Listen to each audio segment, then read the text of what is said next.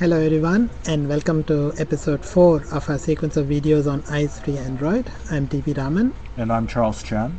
So we left off on the end of the last episode by leaving you with a teaser about the contact manager phone book portion of the talking dialer. So that's where we'll pick up. So the talking dialer actually has two modes. By default it starts in dialing mode and you can switch to phone book mode by hitting the menu button. It's a toggle, so you can basically toggle between the two modes. When you're in the phone book, your list of contacts pops up. If you have very few contacts, then you can just scroll through the contacts and hit the call button to call the current contact. So let's show you that. Okay. So scroll.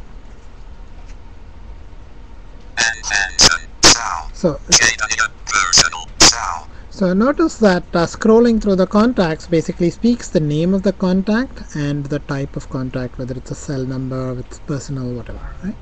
So this is nice, but of course most users have more than a few contacts, and so you need a quick way to skim through and filter contacts. You could do what the default contact manager on Android does, which is open up the QWERTY keyboard and hit a couple of letters and filter it down that way. But remember, one of the initial goals for the design of Marvin and the iOS project was that you would do as much as possible with one hand without looking at the screen, and it's very difficult to use the QWERTY keyboard with one hand. So what can we do with the touch screen that allows one-handed input of letters? So the previous video we showed you the stroke dialer and showed you how we could do numbers with it. Let's sort of apply that same approach of using relative positioning to do letters. This time, instead of thinking of it as a phone keypad, think compass directions.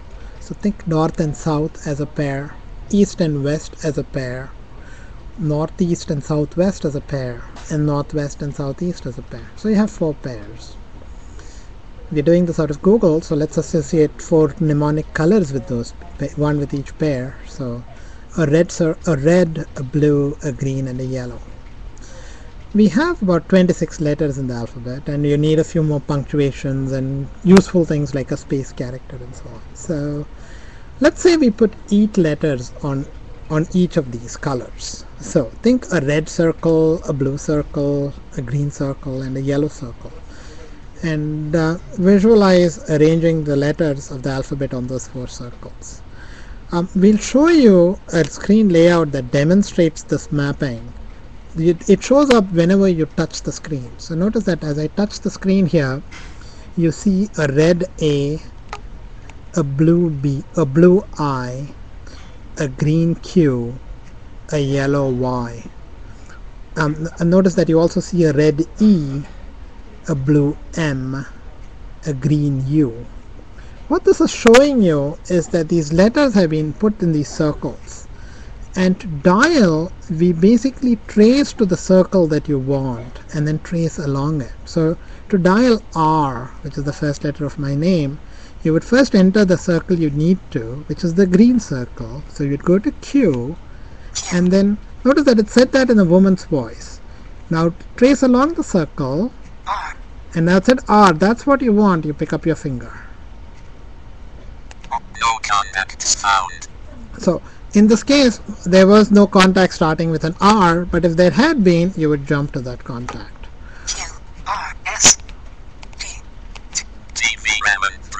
Notice that this time we did a T and it jumped to the first contact that had it started with a T, and it jumped to my name as TV Raman. So the idea is very simple. You basically pick the circle and then you trace along that circle and you pick up your finger. Now what's nice about this organization is that even though we've put 8 letters on each circle, because you can enter each circle at either the top or the bottom, what this means is that typically any letter that you want is at most 3 steps away. And I say at most because most letters are actually only 1 or 2 steps away. So if we wanted to do M, for instance, you would just stroke down and it's on the blue circle, so you just stroke down and you get an M. So notice that M is just one step. Similarly, if you wanted to do an H, H is on the red circle. But you don't have to trace all the way around the circle, because you can go up to the A and then go counterclockwise and you get to H with one step. H. No contact is So found. notice that it immediately tells you whether there are contacts starting with that letter, otherwise it jumps to that group. So this input technique is very, very quick. Typically what you do is that you at most enter 1 or 2 letters this way and then quickly use the scroll wheel and you get to the contact that you want. Our hope is to use this over time for doing many more types of text input. We've demonstrated this for the contact manager because it proves really useful here. Thank you for watching and have fun dialing. Bye. Thanks. Bye.